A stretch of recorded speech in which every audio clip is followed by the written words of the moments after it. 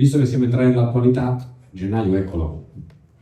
Di che cosa ha bisogno il Napoli? E noi non Se ci dobbiamo vedo- parlare di Sì, mercato. però se siamo arrivati col discorso naturalmente non possiamo. Ma come con lui è difficile che lo fai. No, ma è tutto, ci sono troppi Se ci vedo i variabili. nomi ci li puoi dire.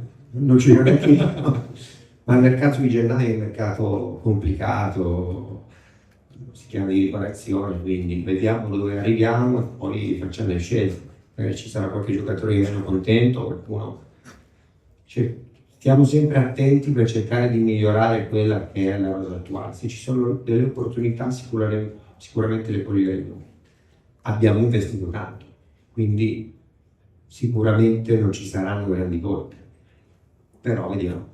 Dico che il reparto difensivo potrebbe essere quell'oggetto di un ritocco, c'è poco da ritoccare, però avere un'alternativa magari più sicura a Buongiorno e Rachmani potrebbe essere quello. No, ma l'oggettività è che la squadra è stata costruita su un altro sistema di gioco. Poi il mister è talmente intelligente che ha dovuto cambiare e assemblare in base alle caratteristiche, quindi abbiamo cambiato qualcosa.